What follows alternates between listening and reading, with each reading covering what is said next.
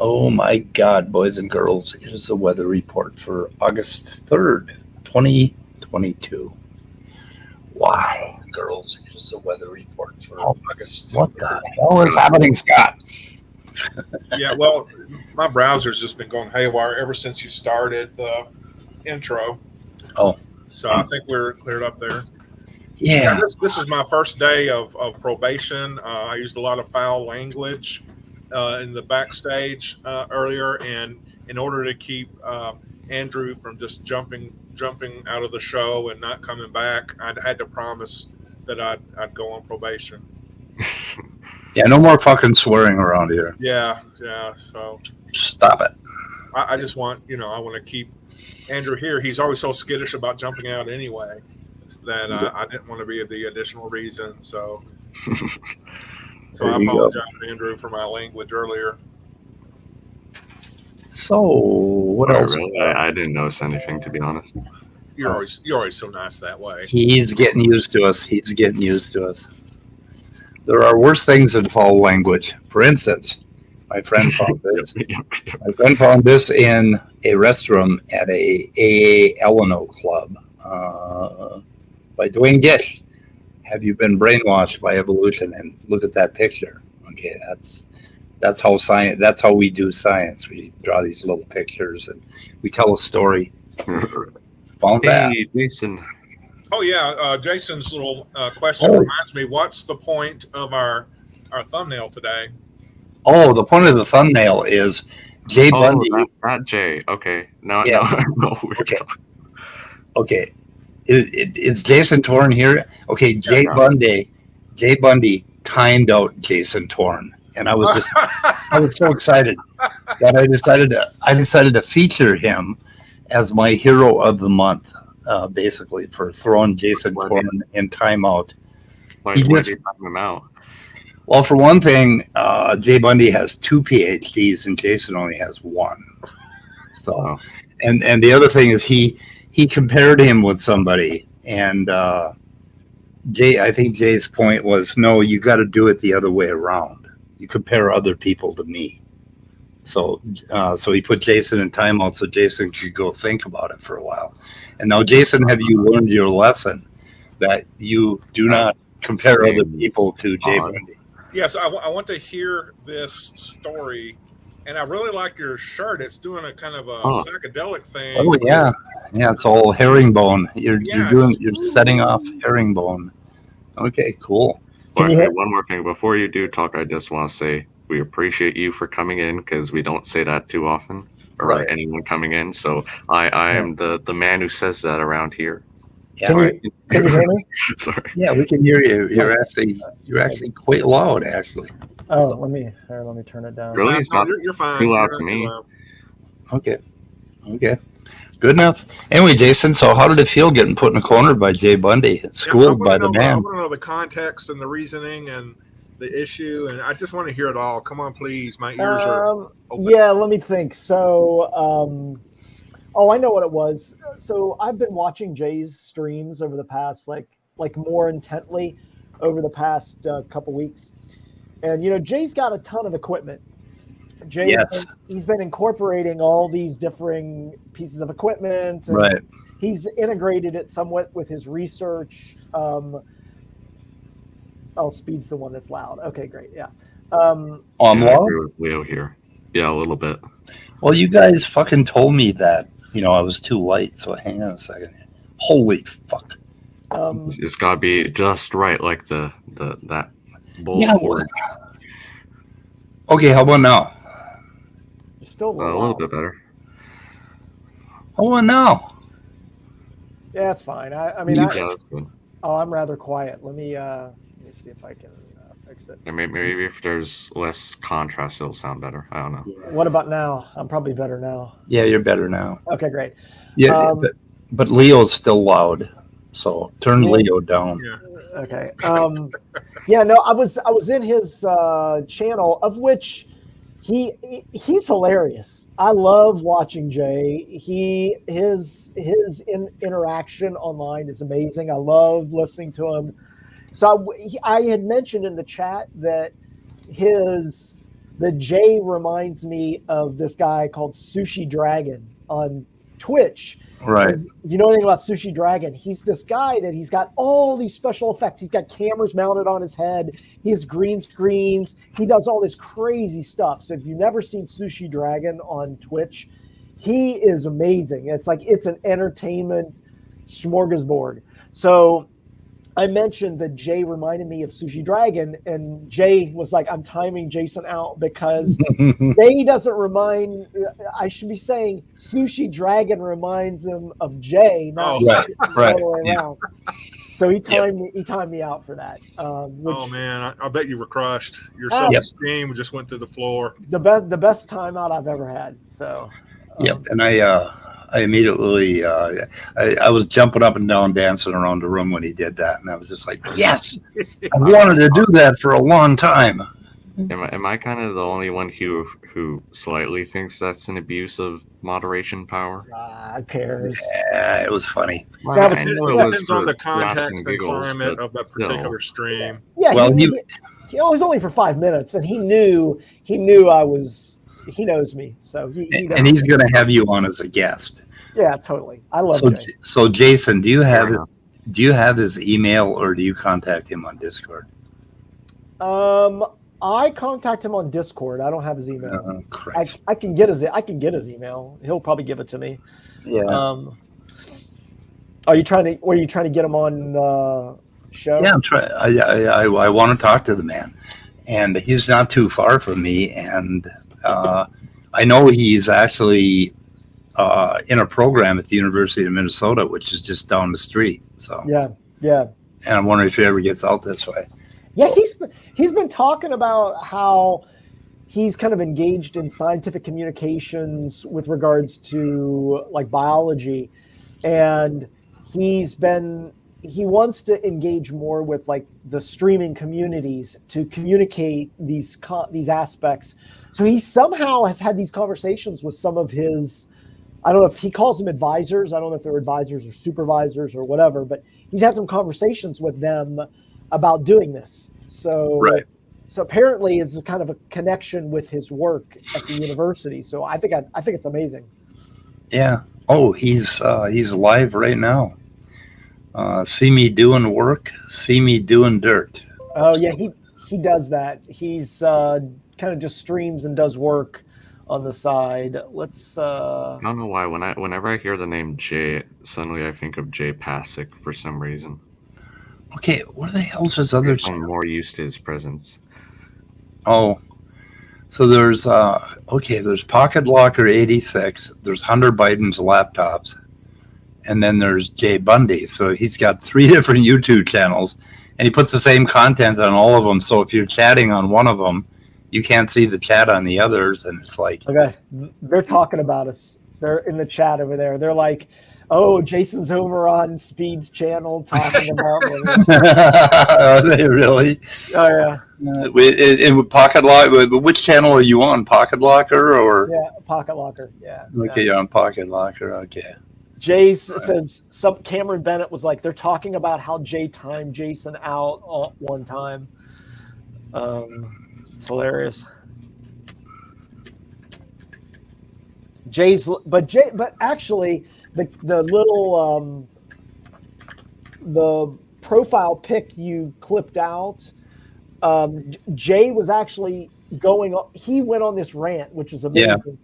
Down of views, like where he's saying how like Lenski and these other guys won't interact with these crazy nut jobs, but he'll interact with you. Right. It was really good. So yeah, and Dessel Drace gave us a nice little video That's why he gave him. They gave him that second PhD, so he'd go out and here, if you go mess with the idiot creationists, we'll give you another PhD, and they did. So right. And here's so Dr Drace gave us this little video. This is Jay Bundy interacting with creationists.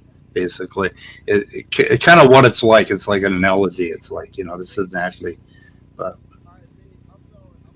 ooh, what happened? Skin it does this whenever it's told. Mr. My family will pay cash. Whatever ransom you're asking for, they'll pay. Oh, I'll get a copyright strike if I go any further, but that's Silence of the Lambs. yeah. Yep, it is. classic movie. Yeah. So that was Dessel's example. I think Jay is streaming one of his meetings. Really? See all the chats even from Twitch. Yeah, I'm so confused. I'm like really old, okay? You got 3 YouTube channels, you got Twitch, you got that Discord thingy, that thing I hate to put on my fucking computer. And you can see all the chats because Jay apparently coalesces them all on his screen or something like that. He has all these camera angles. Yeah. Hi, Cameron Bennett. Anyway, so Hey, Snake was right. hey, Snake. Hello. Venator 666. Oh no.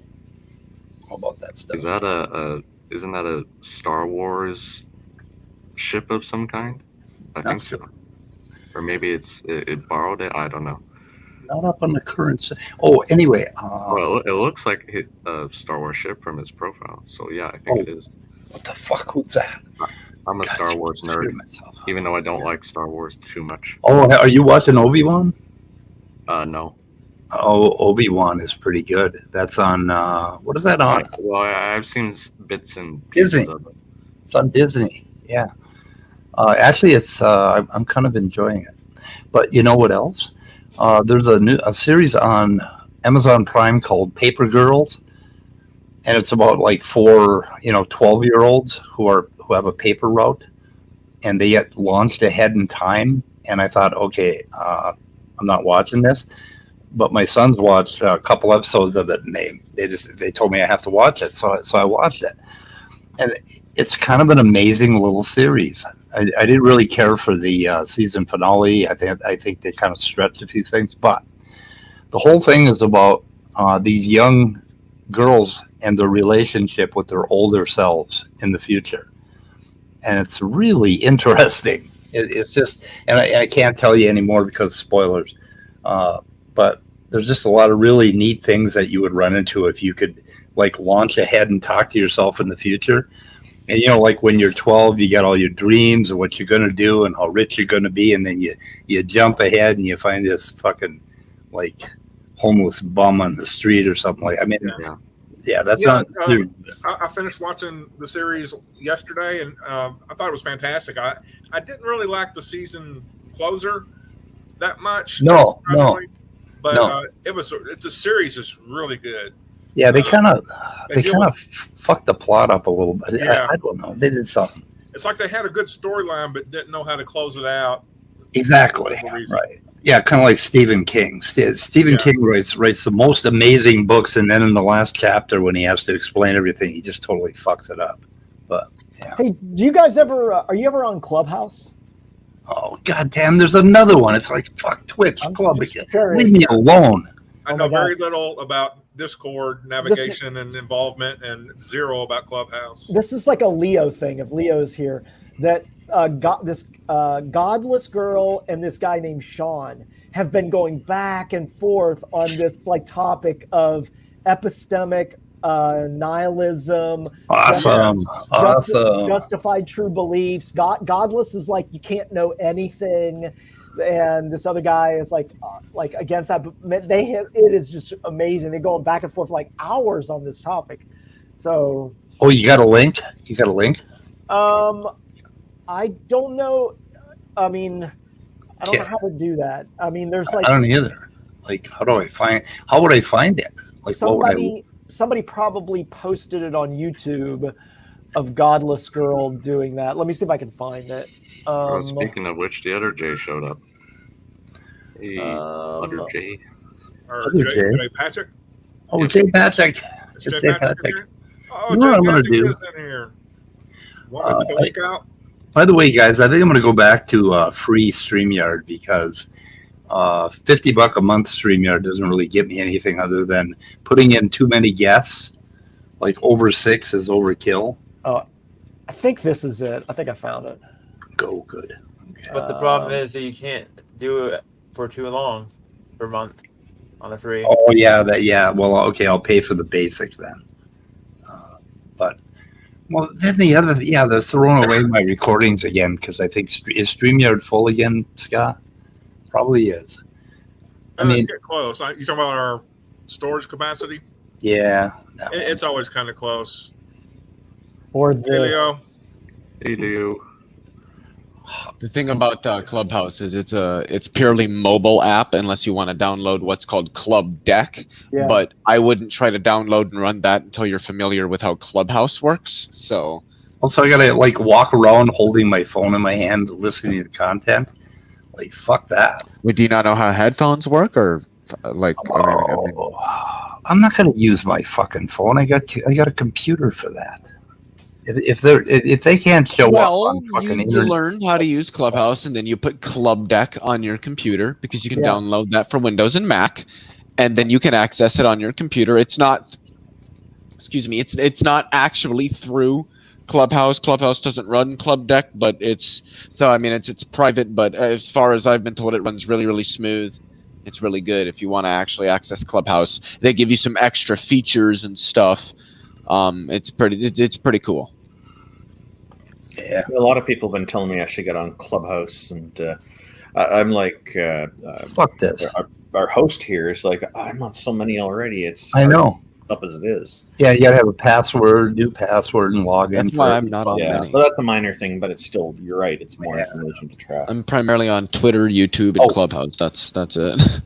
For me, it's Discord rather than Clubhouse. So, boys and girls, Sal Cordova has been telling this. He's been telling this story forever about this astronaut who walked on the moon, and then he came and found Jesus, and then he went and he watched a blind girl get healed. Have you heard this story? Yes. That sounds I have. familiar. But then, I've heard that. He uses it as evidence for miracles. I've It would heard be- that, yeah. It would be in this book called, well, let me just make myself a little bit bigger and more That's what it important. is. So it is in this book called Moonwalker, and I happen to have a copy. And I don't know if they signed every copy they sold because they probably only sold 10 copies, but I got it signed by Charlie Duke and his wife Dottie Duke. Dottie Duke. no I don't know. relation. No I don't know. I don't know about Dottie Duke. I'm concerned about Dottie Duke. Patty Duke. You talking about the name? Dorothy? Her name's probably Dorothy, and they call her Dottie. I'm just concerned. Dorothy Okay. Duke. Yeah. So, like, one such instance was at a military paper breakfast in San Antonio. Over the years, I have. Oh, wait a minute. I got to get rid of myself. Scott, you should get rid of me. Anyway, I've spoken at a number of prayer, blah, blah, blah. A number of people came up for prayer. One was a young girl and her father. The father explained, my daughter's eyesight is failing. She has this disease and is declared legally blind. And she can make out our shadows and lights. The doctors say that within a month she will be totally blind. She won't even be able to make out shadows and lights. So General Ralph Haynes, who had organized the breakfast, and I held hands on this young girl. Laid hands on this. Wait a minute. Okay, let me read this again. General Ralph Haynes, who had organized the breakfast, and I laid hands on this young girl. I don't think I need to read anymore. Okay, this is a family-friendly show. It's 420, guys. Should I go further? Okay. No, we just need to pause and remember all those Take a hit, Leo. souls that got tweaked. Okay. 420. They laid hands on the young girl and asked God to heal her eyes and restore her sight. After the prayer, they thanked us and left. Nothing seemed to have happened. No miracle. Oh, my God. So we continued to pray for others who were waiting in line. They were like doing this at these breakfasts. A few minutes later, the same girl came running through the back door of the NCO club, joyously happy. She was screaming at the top of her lungs, I can see, I can see, I can see. Everyone stopped what they were doing while she came running over. I was outside in the parking lot, she said, very excited, walking toward our car when all of a sudden I realized I could see the stop sign at the end of the block. I hope she didn't drive. I can see everything clearly now, and that's it. Okay, so like, I've looked for this fucking thing on Google. I was about to pipe in with that song. Yeah, I giggled. Is it giggled or Google? I Googled some of this stuff, and I couldn't find a goddamn reference to this miracle that occurred. And I would have thought that the medical community would have written it up. It's a medical miracle. But nope. Anyway, that's a moonwalker, and this guy is like, for one thing, he's an alcoholic. He doesn't admit it, but he is. And God saved him. So he had one of those come to Jesus moments. He was also heavily in debt. So when you're an astronaut, you get to go meet the president. You get to go to Camp David. He drove, he was on the moon. And then after that, they just dump you on the street. And if you're not Armstrong, then your celebrity dies. And he went through a whole lot of stuff in his life. And he came to Jesus, and it converted him. So it's pretty powerful at evangelical churches. So yeah. Anyway, funny. I have an argument against miracles. I think it's pretty good. What is it? Give me a second here. Let me pull it. You want to share? Share my screen? Yeah. I mean, I can. No. I mean, share your. Just read you the argument. Yeah, I got. Share your testimony, brother Leo. So, premise 1, miracles are violations of the laws of nature. Premise 2, violations of the laws of nature are nomologically impossible. Therefore, miracles are nomologically impossible. That's the first part. The second part is premise 1. If miracles are nomologically impossible, then miracles do not occur in the actual natural world. Premise 2, miracles are nomologically impossible, which was established in the first argument. Therefore, miracles do not occur in the actual natural world. So it pulls on specifically you could sort of consider it a modal argument because it does use a particular modality with respect to possibility, physical possibility, or gnomic or nomological possibility. But I think that that's enough to establish that miracles do not occur in the actual natural world, which is enough to establish that miracles don't occur. There you go. But the one issue with that is this definition of a miracle. When you say like miracles are impossible in the natural world, it implies that the definitionally a miracle is something which is outside of the natural world. A miracle is just something that has occurred that we just don't have an explanation for. So I think it's hard to define it as like outside the natural world. It's like, what's a miracle? And then give me an example of a miracle. Miracles are violations of the laws of nature. Well, give me an example. So the argument uses sort of a Humean view on miracles. This is in a lot of ways a Humean argument against miracles, and Hume presented an argument against miracles that was essentially something along the lines of what I've just presented, that if miracles are violations of the laws of nature, then in virtue of the fact that that's not a thing that we've ever observed, and we can reasonably presume that we will never observe it, then it's reasonable to presume that miracles are just not a thing that actually occurs in the actual world. What happens if it's a perception problem, like a person doesn't understand like wireless technology? But that would just be something that's natural, that's not understood. In what sense is that a miracle? I mean, if all we mean by miracles is ignorance of what's happening, I just think that kind of confuses things. So then doesn't know. So a miracle is just definitionally not within the natural realm. It's not a miracle is generally understood as something that supernatural. It does not accord with the laws of nature. I mean, I could be. I mean, because if it did, then how do you differentiate between the natural things that are miracles and the natural things that are not miracles? Yeah, I mean, that's what a miracle is, right? Like something that's not like God or a spirit or something does make something happen in the natural world, but that the way in which that occurs is not in accord with the laws of nature. Well, I'll play devil's advocate. Like as a miracle, like let's say an example of a miracle is the Red Sea parting. Mm-hmm. That I could say as a Christian that the parting of the Red Sea is within the natural realm. Like the Red Sea could have been parted through naturalistic mechanisms, but I am saying that God is the reason why the Red Sea parted. He performed a miracle but it's not necessarily supernatural. Wait, so if it could just happen through natural mechanisms, then why would I need a god behind that? It's just the natural mechanisms that caused it to happen. I don't need a god then. In what sense is that a miracle? Yeah, I mean, I guess you could say that God did it because of the particular situation. Like, it could have randomly happened that the Red Sea parted, but guess what? The Israelites were all at the river. They were being pursued by the Egyptians, and at that moment, God intervened and parted the Red Sea. But still, that parting is of a naturalistic mechanism. So, what do we mean then when we say that God intervened? Because yeah. I mean, if it was just a natural thing that it through which the parting of the Red Sea happened, then I just don't understand why its occurrence would be any different than two black holes colliding and merging. Like, it's just a natural event. And at that point, I just don't understand what it would mean to say that God intervenes. Unless we're saying that God intervenes to act on these things to make them happen. And then I would just say, well, why? What would we have to think that? I mean, what would be the argument there? Well, we need to decipher what we're talking about. If it's an imaginary version of miracle or the real life version. Well, I'm just saying that, like, I could envision somebody making a claim that a miracle, like as an example, somebody's healed, or like some of these things could be of a naturalistic. We could have a naturalistic explanation for it, but you could still say it was a miracle because God somehow intervened and caused the naturalistic thing to occur. Yeah. And at that point, I think that the best objection is just it's sort of to just ask in what sense do we mean that God intervened? Because I mean, and I think that you would understand, Jason. I mean, if something occurs via natural process, even if it's got like a low probability of occurring, why do we need something else to make that happen? Why couldn't it have just been the natural occurrence?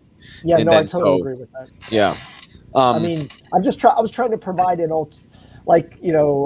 play devil's advocate. Yeah. Yeah, somewhat in terms it's of fun. The definitional aspects of miracles, but yeah. And I think that's where that discussion would go. Is it would either go to what a miracle is, or it would go to that miracles just are not confined within specifically a gnomic modality. I mean, I think somebody like Trent Horn might argue that miracles are metaphysical, and so we need to consider the occurrence of miracles within a metaphysical framework rather than a purely gnomic framework, as the argument does. And so if we consider them within a metaphysical framework, I don't see why under any metaphysical principles God could not act upon the natural world. I think that's somebody like Trent Horn, maybe like William Lane Craig. That's an objection I think that they would probably give to that argument, and that's where I'm really still working on some ways to overcome that, because I do think it is a good. I think that's actually a pretty good objection. So read those first three again. What just happened? Something. Wait, what? What are we talking about? Those first three. Read them again. The three propositions or premises. Okay. That's what Randolph's got here.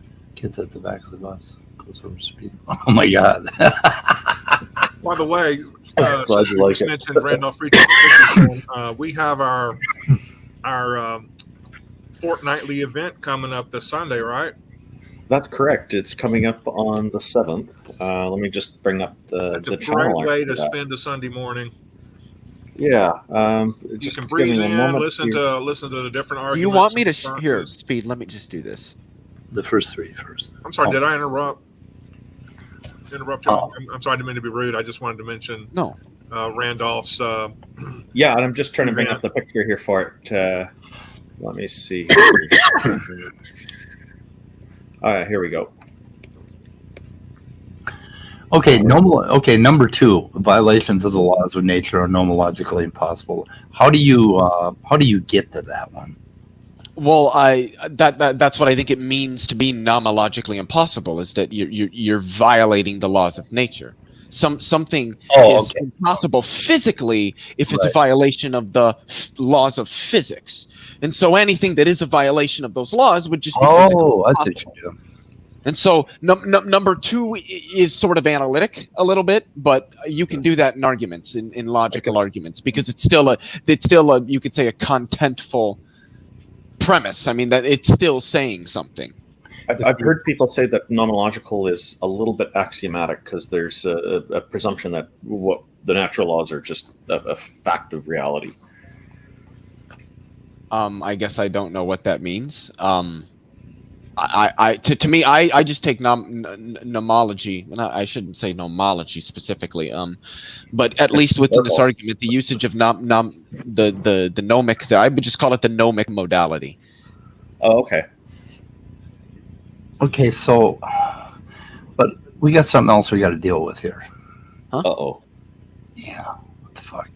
Okay, hang on a second. So, anyway, that's interesting argument. Yep. Let's see. What we got to deal with is this. Uh-oh. Yeah.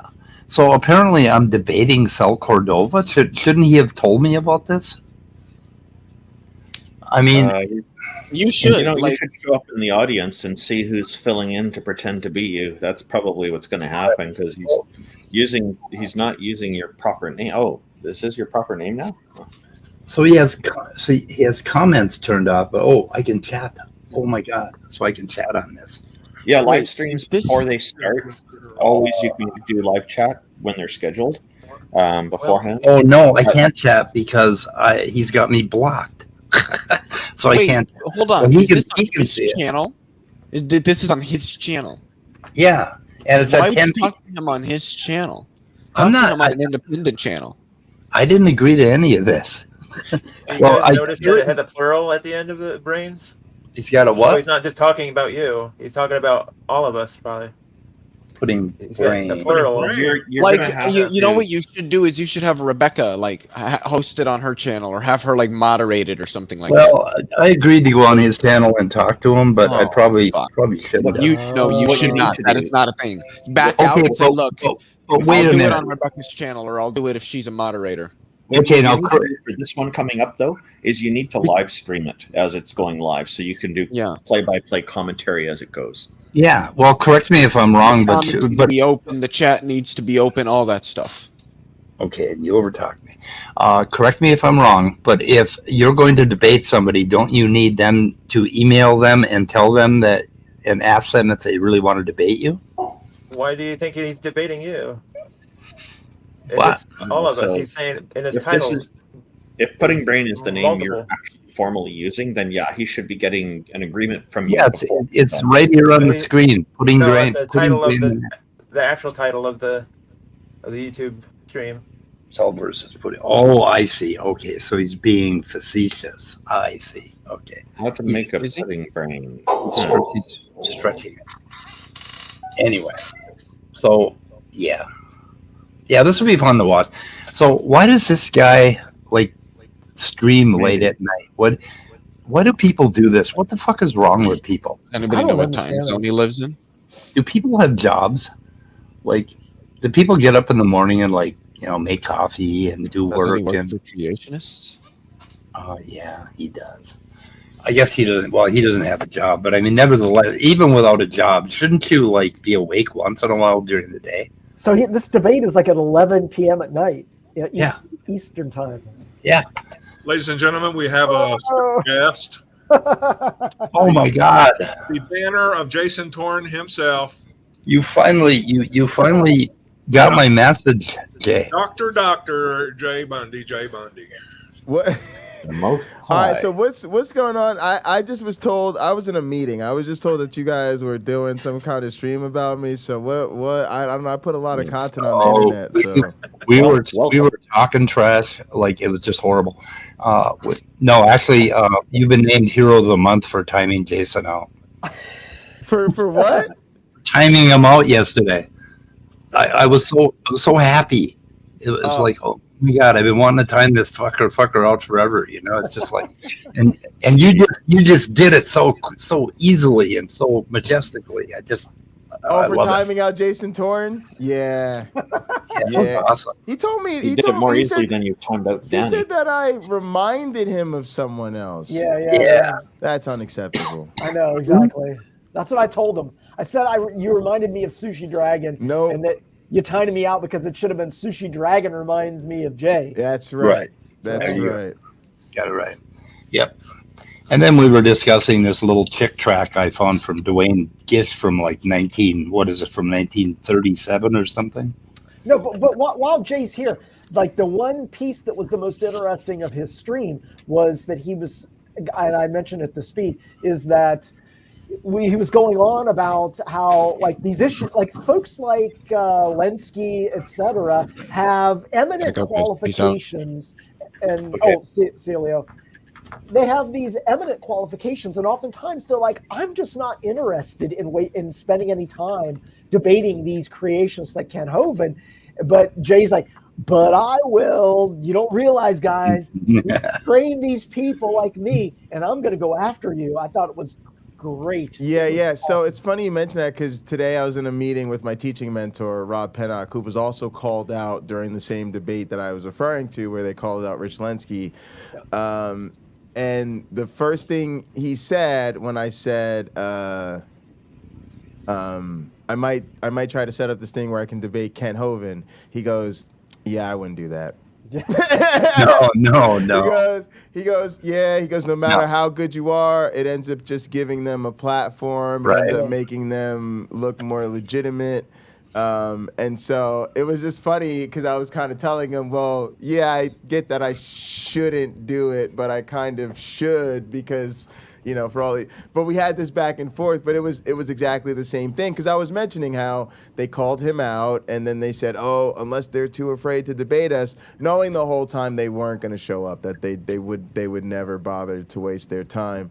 And so now it's interesting for me because I'm sort of transitioning to what Jason said, which is, I was trained by these people and they made sure I didn't skip any meals for a decade. So I'm willing to shove my foot all the way up your ass.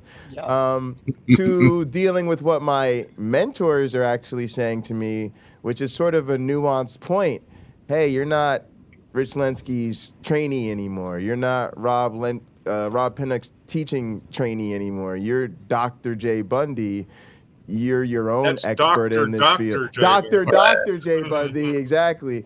And so what they're saying is now you're the expert yourself, and now you've got to decide whether or not this is the best use of your time and your platform for your career. And so I'm like, I just graduated last year. I still want to fight on behalf of my mentors, but maybe I'll consider maturing after this particular encounter. But the thing is, Jay, Hovind and Standing for Truth, they're kind of building a following. They're building a ministry because Standing for Truth won't go on anybody else's channel. And he's got Hovind over there constantly. And these guys are like building subs left and right. And that's about all they're doing. And the only reason they have debates with Hovind and somebody else, somebody else is always just cannon fodder. Or that, that's how they view them, even though they have pretty good points. So I don't know. I think Standing for Truth is kind of, he kind of stinks. And I think his association with Hovind kind of stinks. I may be on Standing for Truth's channel in the near future in a debate. Oh my God. Okay. I'm looking forward to that. Also, you gotta hook me up with however you did this animated thing, whatever you did. I'm tired of having to interact with creatards and theists and them never showing their face or identifying themselves. I need like a good animated spirit animal that can stand in for me. Also, You're talking to Top Dog? Top Dog, yeah. Top Dog, yeah. Yep. Yeah. Use Stream. Yeah. Or Steam. Use Steam, then you go to FaceRig. Oh, it's a Steam thing. Yeah. Or the animes. You know Otangelo, don't you, Jay? I do, and I like Otangelo actually. I don't agree with anything. We don't agree on just about anything, but I do consider him a friend. He's a nice guy. Otangelo, anytime, man. Hit me up on Facebook. We have like a conversation on Facebook, and we'll set something up, Otangelo. And I think I can set it up so we can co-stream. So hopefully we can go live on both of our channels. That way both of our audiences can see it, and we'll have a nice chat. And then also, let me know if you want to set it up for me and you, or if you want to come back on Hot Program and talk evolution. I'm down either way. But yeah, I appreciate that. Cool. Yeah, but I think that should hopefully that answers Otangelo's question. So Jay, also, yeah, I have questions. Sure. Okay, you're doing something at the University of Minnesota? Yeah, that's where I work. I'm a postdoctoral researcher there. Okay, are you like in Minneapolis? No, I'm in Lansing, Michigan. Okay, I'm in Minneapolis, so.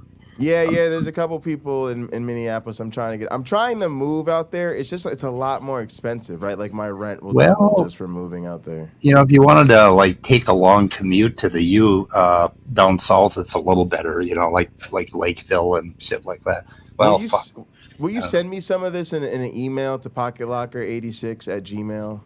Oh, finally, I got your goddamn email. Okay, I've been wanting to talk to you. I want to talk to you about digital evolution, too. Oh, yeah, absolutely. So, yeah, go ahead and email me because I need some recommendations. And, yes, I'm willing to live further away. Matter of fact, that was my hope. My hope was I was hoping to find something more affordable further away. I work remotely, so I don't need to be there every day, right? And I'm never going to be there when the weather's bad. And there is the option of, like, driving to just south of the cities and doing a park and ride on the train. Except I don't know. I'm worried about getting raped, but you look. I'm worried about getting COVID. So, but yeah, I don't need to be there that often. And like I said, or the monkeypox, that's just crazy. But yeah, if I could find somewhere a little bit further away from campus. Also, I work on the St. Paul side, so I don't need to be in Minneapolis. But yeah, further away, less expensive. That's what I'm looking for. So thank you, I appreciate that. So you're in like East Bank or anywhere? Yeah, it doesn't matter. I'll just check it out. Yeah. Okay. But preferably somewhere safe and affordable. You know, that's kind of what I got going on here. Yeah. Well, no, fuck. They got roommates. My great niece, is just giving up her apartment at the U. It's right on campus on East Bank. So. No, but I don't want to be that close. Yeah. Okay. Gotcha. I'll send you the lay of the land, and we could talk a little bit about digital evolution and a few other things that I'm doing. So that'd be cool. Fantastic. Yep. Excuse me, Doctor. I just want to let you know that there's a guy named Otangelo Grasso. I don't know if you've ever heard of him, who wants to have a chat with you about evolution. That's what I was just talking to him about. I said we'll set it up. Okay, cool. Yeah. I know Otangelo.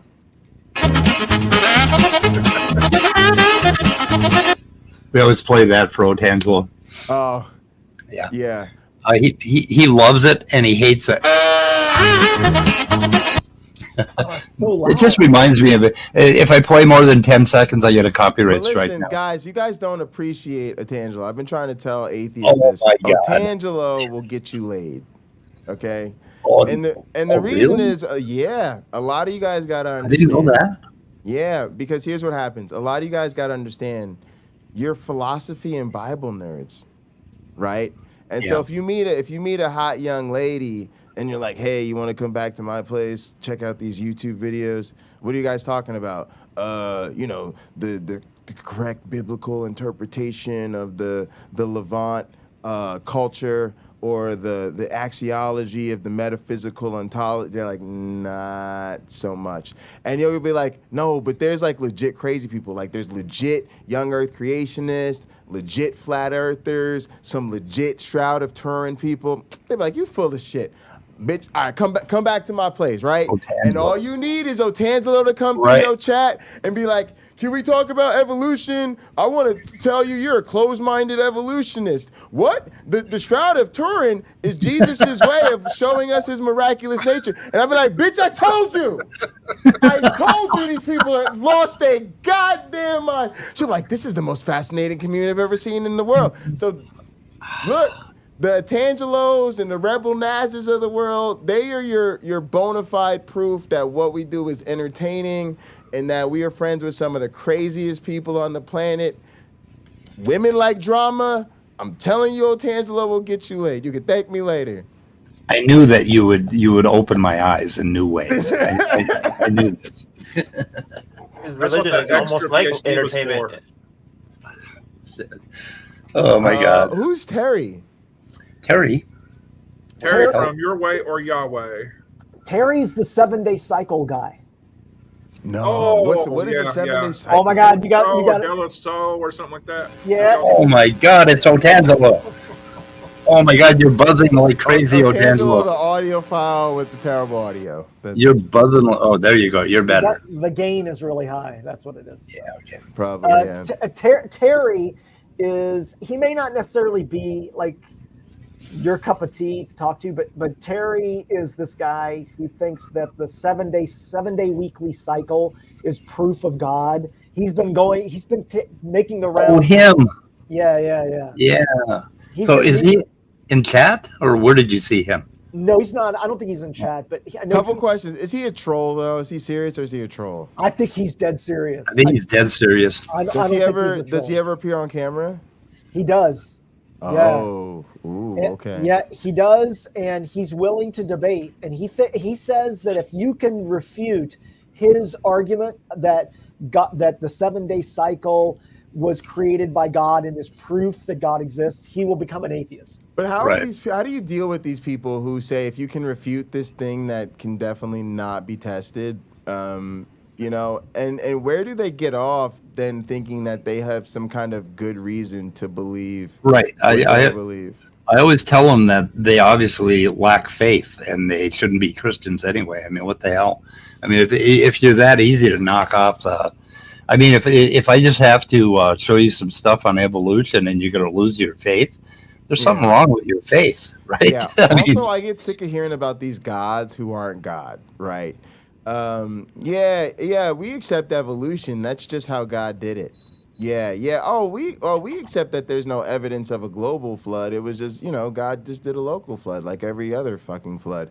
Right? It's this. We find that the totally mundane naturalistic model that works without God, and then they tell us, "Oh no, that's just how he did it. Won't he do it?" And it's just like, this is just so. It's so undignified that I'm really having a trouble treating it with this level of respect. I'm kind of over that. I'm kind of I think this is childish thinking. And I think the people who demonstrate it should be made aware of how thoroughly unimpressed we are. Yeah, there's a really good one that I have. That I'm not sure if you're aware of. Sal Cordova. Do you know who he is? Oh yeah, Sal. I did a whole episode called "Sal's a Shitty Scientist." Oh yeah, that's right. You did. He's just the worst. Anyway, Sal Cordova's theory is that God made He made the basically phylogenetic trees the way they are, so that humans could understand protein folding, and so that humans could experiment on animals instead of other humans for medical research. And that basically the reason that we have these phylogenetic trees fall out of genetics, basically out of gene comparisons, is because that's just that's the way God did it, so that we would understand the miraculous nature of I don't know what the fuck, like animals are really similar to us, and God created chimpanzees so that we could do medical testing on them. That's his whole gig. Why didn't he just write it in a book like he wrote everything else? Right. Yeah, I know, but directly to our brains. Yeah. What do you think, Otangelo? Is my sound right now? No, it's I really better. like Sal, but I disagree. Oh, now it's with him on this. crackling. Okay, we haven't understood a thing you said so far, to Otangelo. But of course, going back to the beginning of our relationship, I think I could claim that. Go ahead. You want to try again? Oh no, he's frozen. Is that loud? No, it's horrible. Now You're horrible. Your gain is really high. Yeah. Okay, go outside and shimmy up the telephone pole and plug directly into the intertube. I have a question. What do we have to do to get people to realize that when now? you call into a show, you're part of a broadcast? Yeah, we can hear you. Go, say, what were you saying, Otangelo? Keep going. Yeah. Go ahead. Say something. Otangelo? Yeah, I disagree with Sal on that. I mean, I like Sal. We are on the same page, but in regards of that, I don't agree with him. Thank you. What are you on the same page about? What are you on the same? I mean, Sal's awful. Yeah.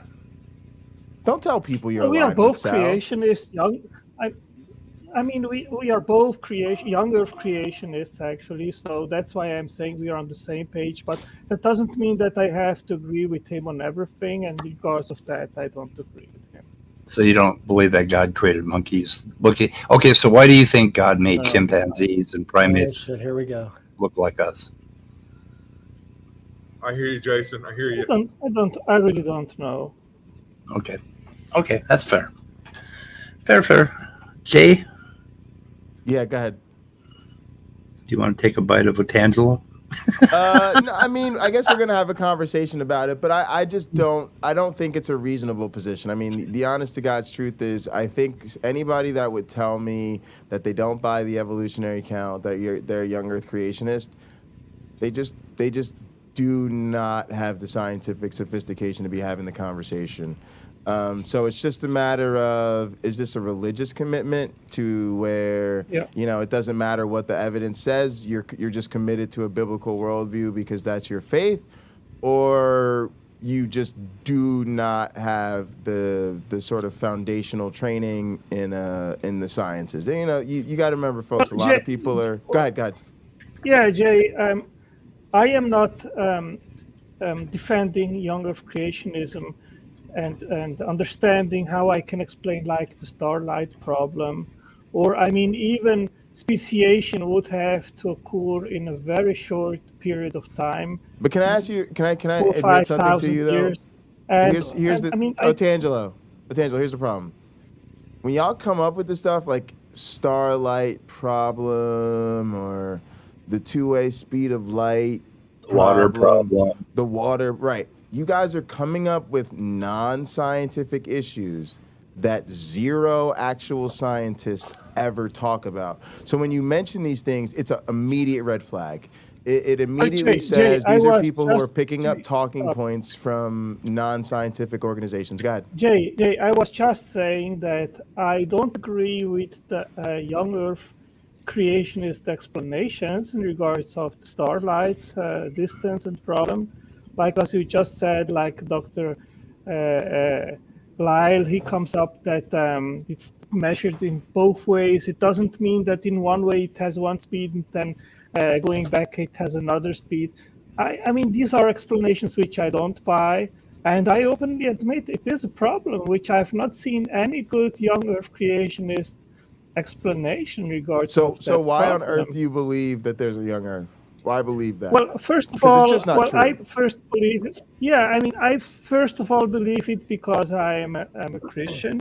I take all the Bible literally, so it is a theological basis, which I basically take. And things which I don't understand, I just leave them as an open question. And I think that maybe in the future there will come up an explanation which is reasonable. Today, I admit I've not seen one. And I'm okay with it. Okay, I mean that's cool. I mean, so if I were to really, so when we have this talk about evolution, we'll be talking across the theological science divide. What I won't do is sit here and pretend that there's any sort of scientific reason to believe these things. And as far as the Bible's accurate, I mean, or people just take the Bible literally. I mean, again, that doesn't matter, right? You could take it, and this is something that I think is really the toughest part for Christians and most theists to understand. Your beliefs determine absolutely nothing about the real world. Now, this is something that's actually tough on both sides, right? So in other words, under the theist worldview, I'm going to die, I'm going to face God's judgment, and the fact whether or not I believe in God is not going to spare me from his judgment, right? Most Christians will tell you this. You're going to face God's judgment, theist, atheist, it don't matter. Well, that's how we feel about our reality. We just know for a fact that the earth is not young. Now, somebody could tell us, oh, well, I believe it because it says it in the Bible, but as soon as your Bible is out of line with reality, we're just tossing the Bible out the window because it's useless. And so our view is, you could believe the Bible to be literal all you want. If it isn't true, it just isn't true. And so we would say things like the earth is old, you evolved, and when you die, you stay dead.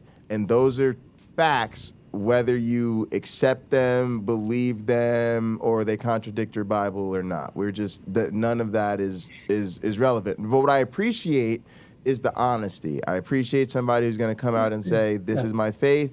I believe it because that's what the Bible says, and I believe what the Bible says." I have a gazillion times more respect for that than somebody who's going to try to pretend that there's a scientific reason they hold this. And Otangelo, I say this about you all the time. I don't agree with what Otangelo says, but I consider him a buddy. He's the type of person who, if I really needed help from a neighbor, I wouldn't hesitate to call Otangelo and say, I need a favor, and I'd probably call you before I call a bunch of atheists who I don't really trust. So I do genuinely like you as a human being. Yeah, and I agree with the honesty of saying that I believe it because the Bible said it, and I believe the Bible. I mean, but don't tell me it's science. I mean, God, I also don't try to distort the meaning of Yom in regards of the 6 days. There are many Christians which are old earth creationists, and they say, well, we can interpret the 6 days Yom as long ages. And I mean, I go really with Jewish scholars, which make an in-depth exegesis and hermeneutics of the Bible and of Genesis, and like Dr. Arnold Fruchtenbaum, which is a Messianic Jew, and he explains it in a formidable way and say you cannot say that Yom in Genesis means long periods of time. It has to be understood as literal 6 days. So that's how I take it. And as I said, there are things which we cannot reconcile. I openly admit that. But I personally have no problem with it. Why not a metaphor? Why go against all of geology, for instance? In contrast to just saying that was a metaphor, it explains something about God creating the universe, right? And it's done in a very poetic way. I mean, what's right? Yeah. Why do you need to believe in these facts? You know that are basically. I don't mean to be insulting, but they're like 6-year-old facts, you know, like a story you would tell a 6-year-old about how the earth came to be, right? And it's in the Bible that way because that's not the point. Speed, of course, there are things which we have to take metaphorically in Genesis, like it says that when Adam and Eve sinned, God, they went out of the Garden of Eden, and then there was an angel with the sword which was circulating. And I mean, these are things which I actually take metaphorically. But there are many ancient Near Eastern stories which are 100% metaphorical. But I don't think this was the intent of Genesis to give just a metaphorical account. I think, But okay, here's the difference now. If you took that other thing that you mentioned as a fact instead of metaphorical, right? You wouldn't be going against any science. You'd just be saying there were some miraculous goings on back then. Like, Jesus Christ rising from the dead. You could just say, yeah, that was a one-off miracle back then, and you wouldn't have to deny any science. But when you go to believing that the earth was created in God in 6 days from by speaking words, I mean, then you're going against all of science. So, I mean, why pick and choose your metaphors? I mean, the whole... you touched in regards of that God spoke the physical world into existence. And like a magician. Magician does that, right? Abracadabra. But that is actually something which I fully can believe, precisely because of the issue of information which permeates biology, biochemistry, and the laws of physics and mathematics. We know that the universe operates based on laws of physics which are based on mathematics. And it's not just described,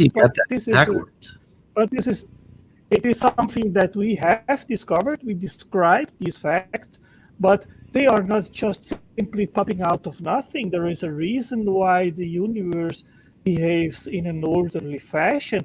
why the forces do not constantly change. For example, there is no deeper grounding for this state of affairs. So why the speed of light doesn't constantly change? And science doesn't have an explanation.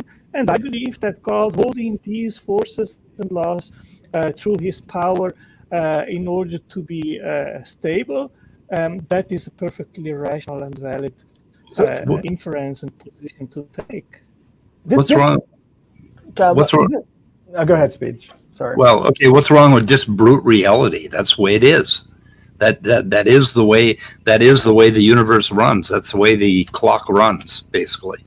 And I think for a scientist, they really can't allow themselves to be content with brute reality. Because there may be a reason why the universe exists or is constant. Yeah, but eventually, when you get to a unified theory, you're going to end up with a mathematical set of basically relationships that is just brute reality, and that is the way the universe is. But Jason, you wanted to say something. Yeah, I'm just going to say that this is where when we were having this conversation about having faith, that I would agree with Jay and Speed on this. That I think that's a perfectly I don't agree with that, but if that's your position, it's a much more reasonable position than the scientific positions. But what you were just saying, Otangelo, seems to be that you're spanning now into the scientific realm, that you're saying that I don't see any evidence, or that's highly improbable that this might happen. Therefore, I'm going to make these conclusions around why that occurred that are supernatural. And this is where I think I would take issue with that, because it seems like you're trying to interject this scientific improbability or this teleological aspect of it's I can prove that the probability of this happening is so unlikely that therefore there must have been some supernatural intervention, and that's kind of where I it's also where I mean, I think even if you take, can you guys hear me? Go ahead. I was gonna say it's also let Jay talk. Yeah. Let Jay go first. No, let's let Immutable go. You can go first, and I'll go after. Okay, no problem. I appreciate that. But go ahead. Immutable, you go. What I was saying is just, I think even if you take the explanation of God doing it as an explanation, I don't think it's really necessarily. I don't know if it adds anything to our theories, right? God can do something, but the important question that science is interested in is, of course, the question of how, the question of mechanism. Yeah. Right. So, I mean, in that sense, I mean, I could say something like any God that I posit or anything else could be something that accounts for that, helps aid or, brings about that phenomenon. But until a mechanism is proposed, the question of how is still kind of, the explanatory power that's added to that hasn't really changed, it seems. I mean, I think that's the issue, postulating God in that kind of scientific conversation. Yeah, you can always interject some metaphysical just so story to say this is how it is, right? But how does that help you? You're still injecting something. And if I were just to say it's a brute fact that the universe works like this, it's the same thing, except that I'm not injecting anything over and above what I need to. Guys, so. I have to interject something here. Go ahead. Which is, Scott, I just fucking think that hat is phenomenal. And I'm really sorry. I'm sorry it wasn't the first thing I said. I feel guilty about it not being the first thing I said when I came on. Please forgive me. It is a Stetson. It is a Stetson. Okay, guys, because my brain is very sporadic, and I will forget this if I don't do it now. John Peterson, Scott, and I are going to start doing a Counting the Days podcast YouTube thing at 7 a.m. on Sunday mornings, and I'm going to premiere it later in the day on Sundays, and it's going to be us talking about spirituality and atheism.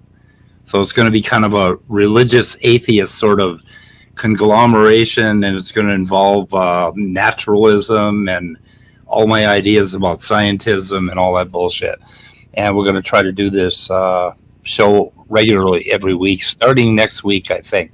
So anyway, and sounds great. I hope people find that interesting. Yeah, I look forward to listening to those. It does sound really good. It does sound really good. That sounds like fantastic topics. Yeah. And if ever you need guests, feel free to include me in the list. So following up on Oh, we will. Following up on what Jason Torrance said, I want to say a couple things. Number one is this is why people like Sal are so dangerous. I mean, I've literally heard Sal say, well, I'm just going to then right, because he's always trying to present, oh, I'm a scientist. I got the scientific perspective and expertise, which he's not, and he doesn't. Right. And then he'll say, and I've heard him say this live in his own words on Bread of Life, oh, well, I just decided that even though I don't have all the facts and evidence that I'd like to have, that I'm just going to take this leap of faith and I'm just going to believe it. You know, I'm just going to believe it. And I'm like, okay, once you say that, we just get to shut you down scientifically. We just get to say whatever you say from that point on is not scientific, right? You just threw all your credibility out the way. And again, you gotta understand, this isn't Jason's perspective of Sal. This is the scientific perspective of claims such as the one he made, which is I'm going to accept this thing even though I don't have evidence for it. Soon as you say that, you're out of bounds for science. The other thing that I'm really starting to harp on is I'm not an atheist because I didn't want to believe. Right. I'm an atheist because I'm a Christian who went looking for the answers and they're not there. This is the biggest problem of Christianity. It has one fatal flaw. No matter what, you cannot admit you're wrong and change your mind about this. And what it means is that there's this consensus. There's this thing called peer learning, right? And the reason it's really effective. The short version of peer learning is this. I could say things for hours and hours and assign my students homework for years. Mostly things go in one ear and out the other. If my students are struggling with a difficult concept, the best thing to do is put them in groups and have them teach each other, right? You make sure and you have the kids who do understand it, explain it to the kids who don't. Why is this so effective? Well, because for the most part, it's incredibly rare. It does happen, but it's rare for the students who are incorrect to be able to get the students who are correct to change their mind. What happens reliably is the students who have the right answer are able to explain it to the student who doesn't.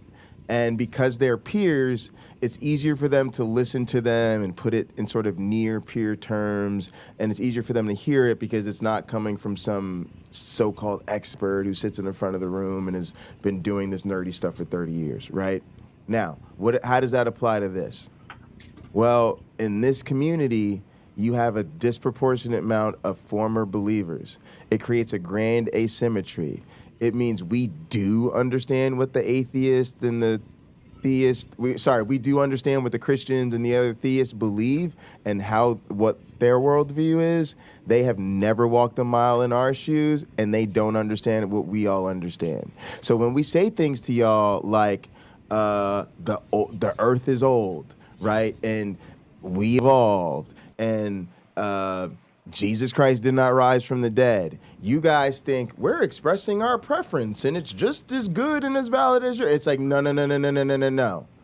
We have people who consistently, through peer instruction, have moved from incorrect to correct, right? Due to the reliability of encountering the good information that has successfully, repeatedly, and reliably helped people make this journey time and time and time again. So the only question is, why do you guys still not get it? And what is it going to take for you to finally come around? Now, why should all of this bother you? Because at some level, you're not being honest. Meaning you are failing one of the most crucial moral obligations as Christians. And you're turning around and telling us as atheists that we're the liars and we're the immoral ones and we don't have an objective basis for morality. And we're going, you guys are totally wrong because number one, most of us were believers who were forced to be honest with ourselves and with others about the fact that we went looking for the answer to these issues, and the answers to these issues, or our inability to find them, is the very reason we are non-believers to begin with. Yeah. So you're out of your depth because you are dealing with people who know you are wrong, and they can back it up every single time. And so if you genuinely have any shred of decency in you, you need to start coming around to the honest perspective and quickly. And if you don't, it is reasonable for us to assume that you are either no longer acting in good faith or you are insufficiently educated to do so. Now, I know that's the tough titty, but that's just keeping it real. Go ahead. Well, Jay, since I am the only believer here in the chat, Sure. Appreciate you. We've not yet had a more extended conversation about these issues, and I look forward to it. And then we will see if what you are saying is true. If you think that I am holding the position that I am holding just because I want things to be true, or if they are actually backed by scientific evidence. Yeah, we'll see. Because and obviously when we have these conversations where necessarily generalizing, and I don't what I feel is generally directed towards the religion and not the religious people. Even most people who I think all those things apply to, I try to remind myself I believe that means then that they're victims of religious indoctrination. And so I'll also say, obviously, with you, I do think you're an honest guy, and we genuinely get along. I tell people this all the time. Otangelo and I keep a friendly Facebook chat. It's a private discussion between us, and we try to support each other's stuff. And I genuinely like Otangelo. And also, I'll say you do your homework, right? I always say this: you bring the goods, right? Like you do. I always think you're like cherry picking like the weird research that's like not very good. But as opposed to people who just say, oh, this is what I believe and you guys are all part of a Kabbalistic conspiracy, like you actually have your collection of like citations and references. And so when we were preparing for our thing on the Shroud of Turin, you sent stuff to me that I had just never even seen. And you genuinely had a perspective of it that I didn't know and understand, right? Like I explained this to people. I genuinely thought the pro-shroud argument was basically, this is Jesus's burial cloth, and we can tell because if you do sort of a scientific analysis, it either demonstrates that it's likely his or that it could be his, when actually people like Otangelo are arguing that the image we see on the shroud is left miraculously, and therefore you would predict that it doesn't hold up under the naturalistic explanations, and it's actually a miraculous event, and it's evidence of Jesus's miraculous nature, which is not how I understood the shroud. So you actually educated me as to where you were coming from, and so I was really excited that you were patient and able to do so. So thanks. Yeah, we'll chat for sure. Yeah, and I don't know how much you understand about biochemistry.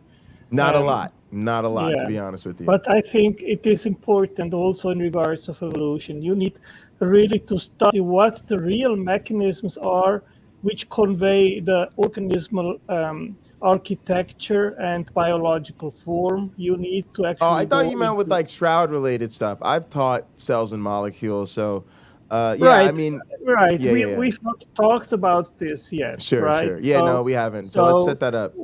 Yeah. So what I'm saying is that since you have PhD in evolution, it's your field. You know certainly more than I do, since you have studied formally the stuff.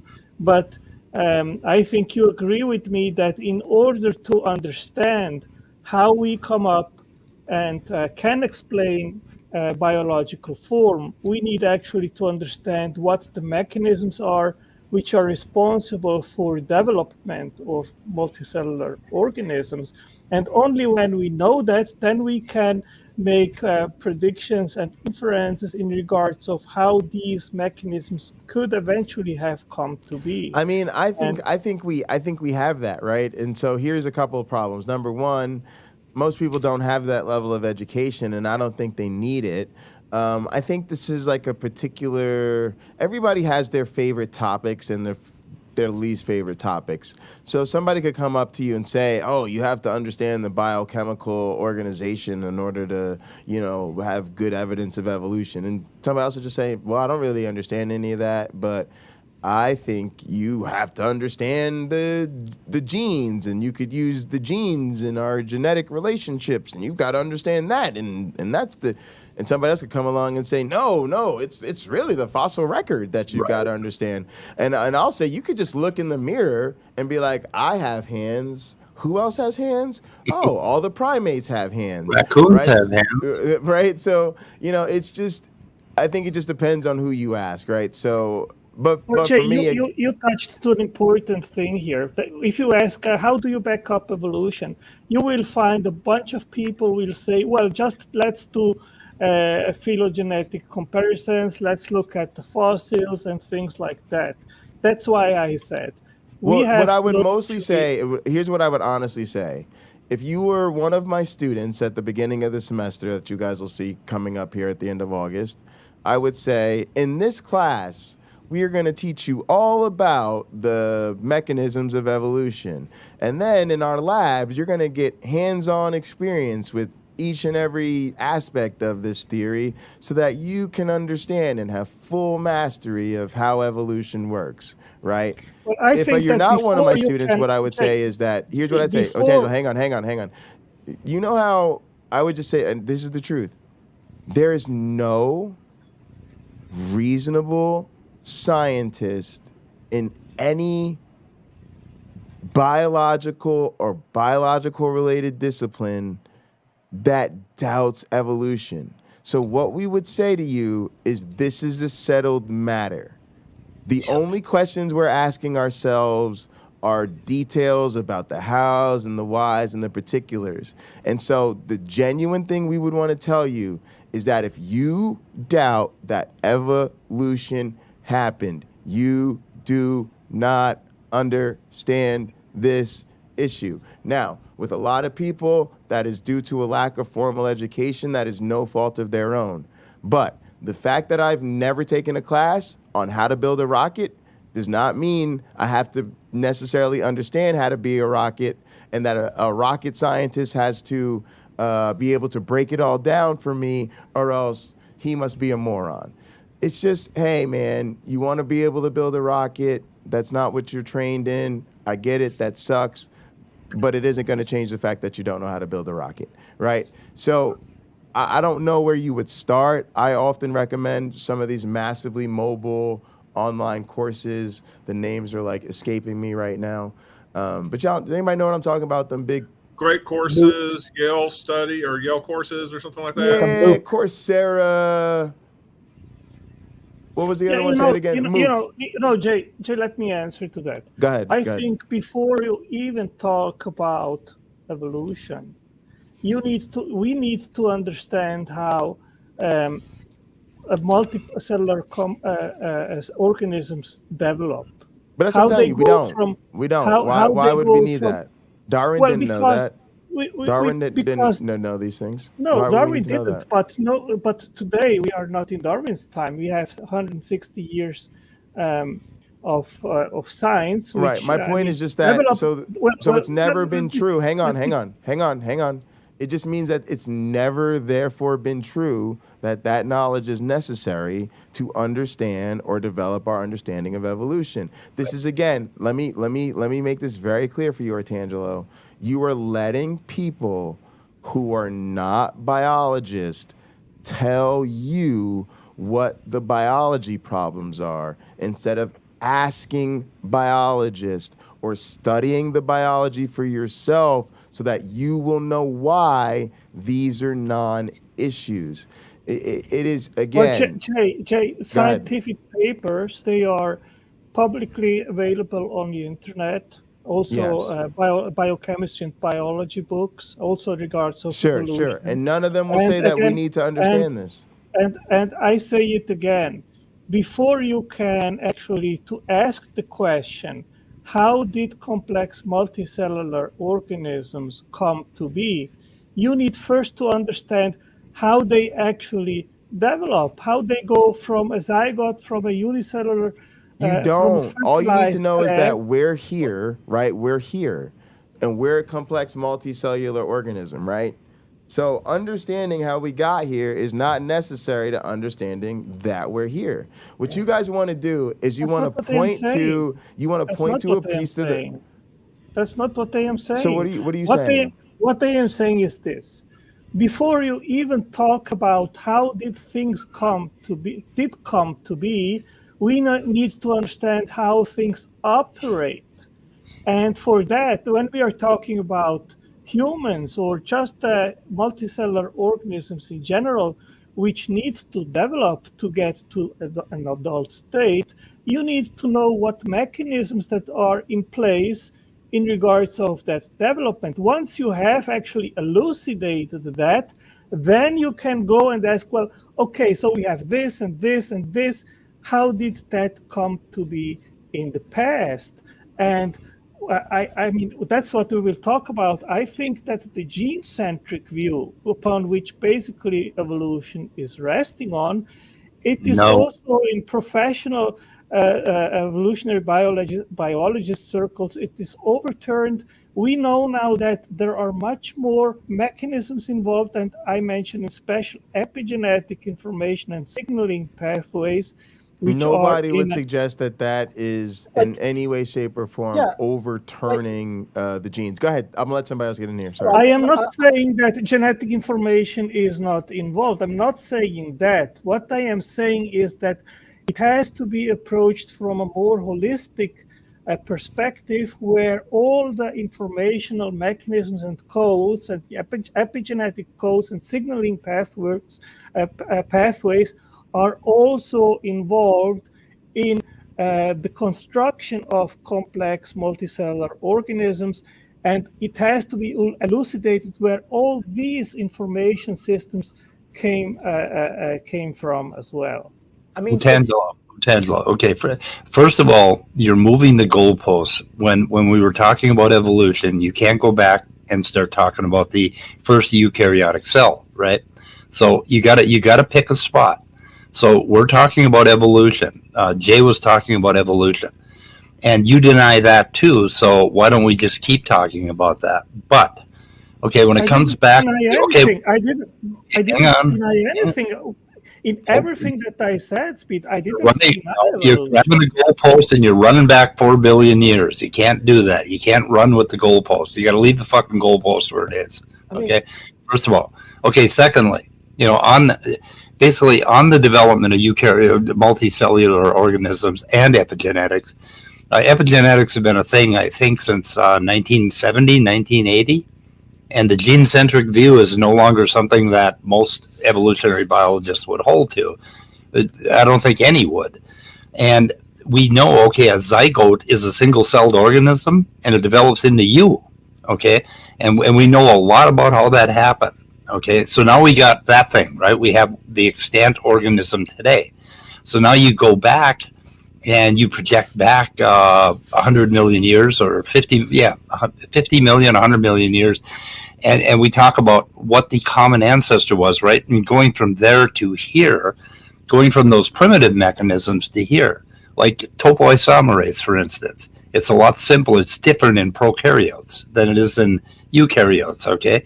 You look at how one thing could have evolved into another, basically, in a population over time. But you got to pick a point where you're going to argue. You can't go running back and talking about and if you want to know about how eukaryotic cells evolved, there are tons of papers and hypotheses and books on this stuff. Go read them. I also hang on. But Jason, I want to tag you in because you're my guy. But before I do, let me just make a point real quick that I think is important. Speed of Sound. Can you tell me about your background in evolutionary biology? I'm a high school dropout. I've been studying molecular biology for the last roughly the last 15 years, something like that. Just on your own. Okay. You don't hold the bachelor's in biology or a master's in biology I'm a computer programmer by trade, and I have some electrical engineering college work that I did back in 1970s, and I went and got a degree in digital circuit design, or basically a technical school degree. I got into software about 40 years ago and became a computer consultant. So I program in Ruby and C++ and Python and Great. Please come through my stream because I'm a programmer too, and I want to network and build community with more programmers. But I asked that question for a very specific reason. Science does not belong to the scientists. It does not belong to the experts. It's publicly available knowledge to anybody who's willing to learn it and consume it honestly. And I always say to people, like, I really appreciate the support, especially as a PhD. There are not a lot of PhDs who have fans, so let's just leave it at that. But I love the fact that I'm always telling, man, when I'm in this community and I hear the sort of amateurs who are just YouTubers or just people popping up on panels, and I hear them describe evolution, a lot of times they're just right on, they're just very clear, they're very accurate, and it always goes to my point, you don't need a PhD to understand these things or to explain them adequately, so I really appreciate that. Jay, I really appreciate before you go, Otangelo, can I say something? Otangelo has done a hell of a lot of work as an amateur in learning a lot about biochemistry and molecular biology.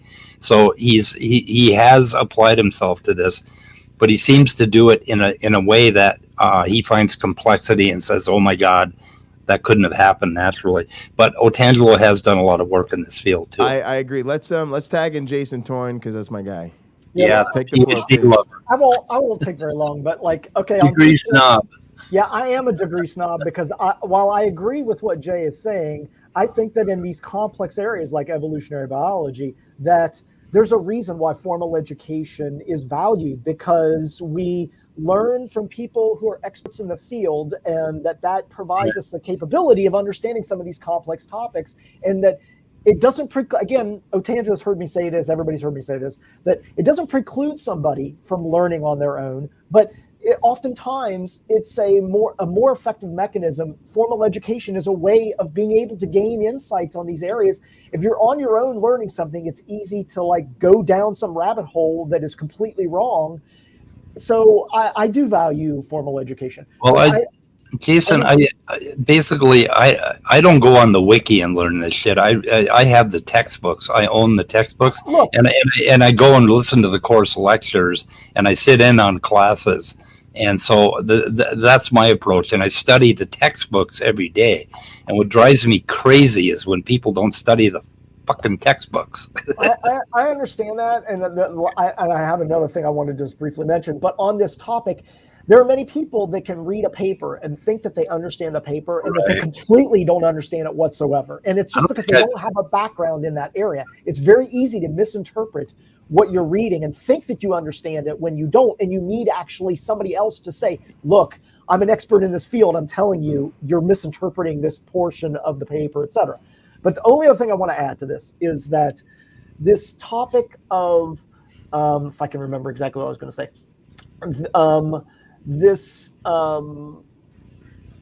I've lost it. Shit. Give me a second. All right, if it comes back to you, just jump back in. So I want to reinforce kind of what both you guys are saying, because one hand for stepping outside of or being outside of academia, that's just the reality for most people. Like I always say, there's a mismatch between the probably less than 20 years you spend in school, right? Which I always say, let's do simple math. Let's say the people live to 80 and they spend the first 20 of their years in school. Both are probably ambitious, right? But that first quarter of your life that you spend in the formal education system, you don't have a job, you're not raising a family, you can't vote, right? You're just somebody else's responsibility, right? Then you spend the rest of the 3/4 of your life actually voting, raising kids, having a job, doing all the really important things, and you are not getting formal education at all, right? So what becomes more important a lot of times than your formal education or lack thereof is certain things like media literacy or whatever. That way you can make heads or tails of, okay, well, this guy says this and he's got a PhD, this other guy's got a PhD, but sort of who's citing the actual academic literature, who actually is an expert in this field versus an expert in some other field, and so they're kind of talking outside of their field. Okay, who's actually citing a peer-reviewed journal article in that field versus who's citing the memoir of a scientist in another field that they wrote when they were retired, right? That's another thing that Sal does that drives me crazy. He'll say, oh, well, this, astrophysicist really thinks there's problems with evolution, and he wrote so in his memoirs. And it's like, okay, first off, he's talking outside his field. Second of all, he was saying that's his opinion, right, in a book that wasn't peer-reviewed, right? So being able to distinguish between that type of thing, Jay got his PhD from Michigan State University, an R1 university that does $1 gazillion in research. Fucking Kent Hovind got his PhD from a correspondence Bible college that's actually a trailer in the middle of Colorado that he got in a few months, right? And being able to say people don't get legitimate PhDs in a few months. So, you know what I mean? Now, to Jason Torrance' point, I would be probably an apologist or a preacher if it wasn't for my formal education. Because I come from a family of 5 generations of ministers. I was working at a church. I, loved being, a Christian and being a worship musician and doing the whole deal. So had it not been for, not even my undergraduate education, because I still identified as a Christian, but those higher levels of graduate education, which in my case were just fortunate enough to be in, biology and evolutionary biology and stuff, I honestly think I'd really be this passionate, this focused, this on it every day, but totally for the other side.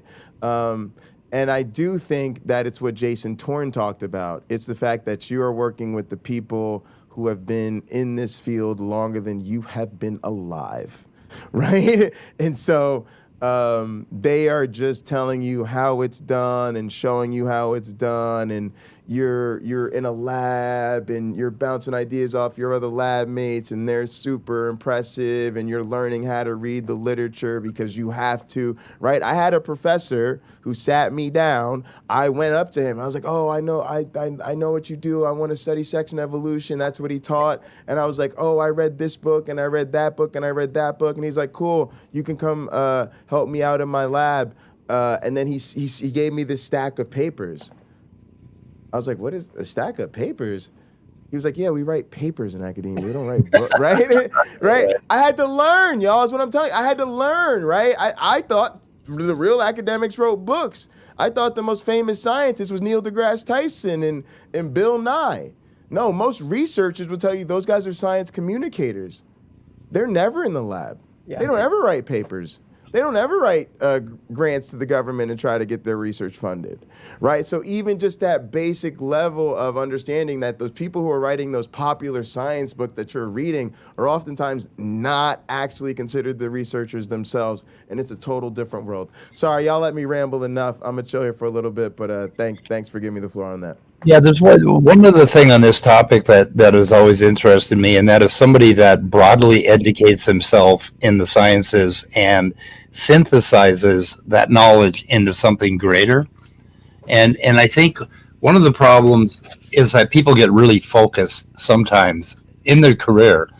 And then when you get old like me and you're not working anymore, then you get a chance to go ahead and start doing an overview. But the problem is that a lot of people do that without sufficient textbook education, and I would push against that. But anyway, synthesizing is an important thing. Like if you're looking at phylogenetics, you're looking at bioinformatics, you're looking at molecular biology, you're looking at all of this stuff together. And the other comment I wanted to make is, Jason, I don't think I've ever read a paper that I felt that I totally understood, that I didn't have to read it again. And then if I read it 4 times, I still want to read it again. Yeah, I don't know why. Yeah, Mike. I think this is an important point which you're making, and you said that you don't work anymore and so forth. I'm a little bit younger than you, but but I have the privilege actually to do. I have a company. I do land development. I buy big plots of lands, and I do the parcels and the development of the energy and roads and water supply and so forth. But this is all something which I sub-hire companies which do that for me, and also the sales of the land. So I have a lot of free time, and what I am studying, I am doing that basically for over 10 years full time. And what you see in my library, that is something which I am spending for 10 years, several hours every day to collect that information. So I agree that someone like me, which is an amateur, that I don't have the same knowledge like someone that has a PhD and works actually in the lab, does the experiments and put them on the paper. If you read a science paper, then maybe 78% of what they are saying, you don't understand the calculations on all these details. So I agree with Jason in regards of that. But there is also a lot of information which you don't actually to be involved in the experiments and everything else to understand what they are saying and conveying. And you don't have to be a PhD graduate to understand what they are writing. So I think that what Jason is saying, well, because you don't have a PhD, I just believe what the professionals say, what the inference that they make. Well, the thing is that there is always a philosophical circle around the scientific data, which is permitted to be interpreted in different ways. And that is special when we are talking about historical science and things that have to do with the question how things came to be. And it's perfectly fine for you guys to say, well, I take it just for brute fact, like in regards of the physical laws. And I think that an intelligent creator has to be involved to uphold and keep these forces so that they can be stable. So it is perfectly fine to come to different conclusions. Yeah, but is pointing always because you don't have the expertise, you are not a PhD. I think this is just not the way. But to go. Angelo, here's the issue with this, to me it comes back again to honesty. You don't have to be an atheist to admit that the truth is the model works without God. When you guys says there has to be an intelligence, no. You're denying all of science right there. And let me make a couple of simpler examples. I bet if my lawn got to be 9 inches, I'd have a big problem on my hand. Because if your lawn gets longer than 8 inches, the city can fine you. The police. And if I came over and I said, Tangelo, would you do me a huge favor? Because I'm out of town. Will you cut my grass for me? Right? And I come back and my grass is now 1 inch or 2. Wouldn't you at least want me to say thank you? Thanks, Tangelo. I appreciate the work you did coming over here and cutting my grass for me. Right? You'd probably be pretty ticked off if I just pretended that you cutting my grass never happened. What I hear Christians do is take the really hard work that scientists do and dedicate their lives to figure these things out and pretend that the answers they came up with never happened. Right. So Jay, I will quote you when we will have our conversation. I will quote you a sentence from Bill Martin. He is a well-known abiogenesis researcher. I did send him an email and I said, well, you are putting this sentence as a fact and you have not backed it up in your science paper. And I would like that you explain to me how you came to that conclusion. And then I will tell you what his answer was. We don't deal with proof and facts. We deal with evidence, just the theory, man. Well, Mike, the evidence is what is observed, and the inference is what the philosophical. Tangelo, all I'm saying is this. All I'm saying is, anytime you want to deal with science, you're talking about naturalism. You just are, right? That's all we have is methodological naturalism. And all we're saying is all the things that we figured out about the possibilities of the Big Bang and abiogenesis and evolution and geology and all of the whatevers, right? All of that works without a God. Now, I am not saying that you therefore have to surrender and say, well, I don't believe in God. I'll be at the atheist convention in Austin tomorrow. All I'm saying is, even as a Christian, you should be able to admit that everything we figured out that works on naturalism works on naturalism. Therefore, when you say we have to have a God to explain it, you are pretending we haven't done the work of building a model that explains it without that intelligence. You are lying to the people you're talking to, more than likely as a result of lying to yourself.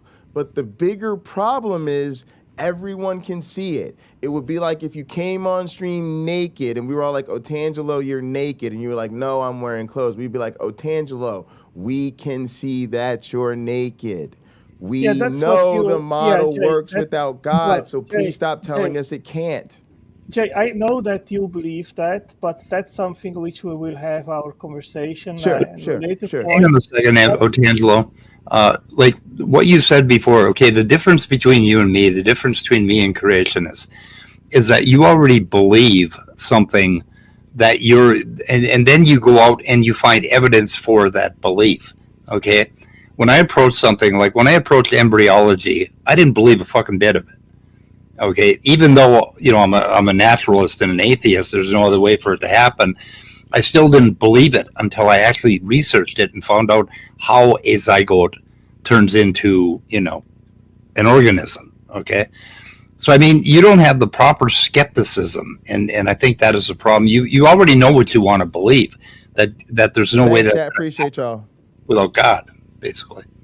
Yeah, Mike, I think an important thing has to be known here is what are things that we know that only intelligence is capable to instantiate compared to natural, non-guided, non-intelligent mechanisms, and what they are not capable to instantiate. Well, okay, that's an idea, but how do you know that?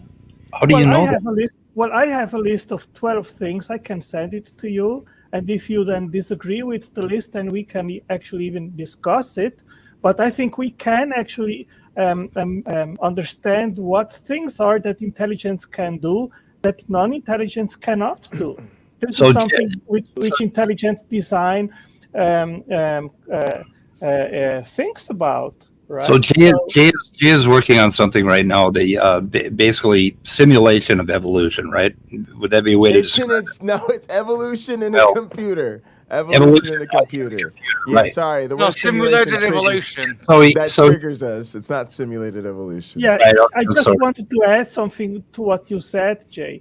I agree with you in using methodological naturalism when it comes to explain how things operate and work. Like, for example, you see a protein, you want to know what does it do in the cell. Then obviously you don't expect that God is fiddling there somehow and intelligently intervening that this protein does its job. No, nobody expects that. You expect that natural mechanisms are in play there. So I'm going to pause real quick just to say hello to Midnight, because I know sometimes we can go on for minutes and minutes and minutes without recognizing new entrants here. Also, No Name, my Deacon No Name is in the house. What up, No Name? Yeah, No Name. I'm sorry, man. Okay, No Name. Do you have it's all good. I was furiously typing to Otangelo in the side chat. Okay. Can I say one thing? And he was studiously ignoring me, so we were on the same page basically. I want to say one thing, and then I got to get out of here because I got to get home. Yeah, we have to shoot it in the head at 6. Okay, guys. But what I wanted to say is this topic that I was thinking about before that I forgot. This issue of like questioning all, like when Otangelo's like, look, in order for us to come to these conclusions, we really have to understand all these different aspects that underlie and prove these things.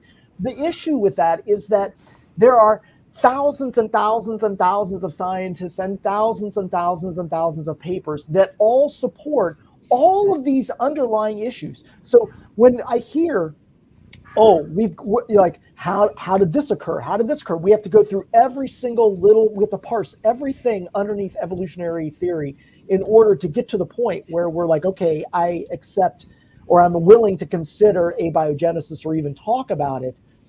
I just think is an example of somebody that doesn't have a grasp of all of that underlying foundational background information, which is extremely well supported. So when we say, this is settled science, the reason it's considered settled science is because on literally every little thing that you could point to say, how did that happen? How did that happen? There are like 1,000 people that have studied that and spent their lives trying to come to conclusions on that.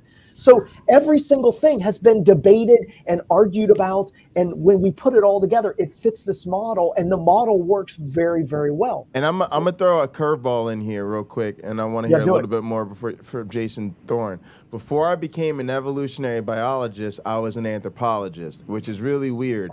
Because I also I studied the evolution of human sexuality. I wrote my master's thesis on sexual selection in human voices, in male and men's voices.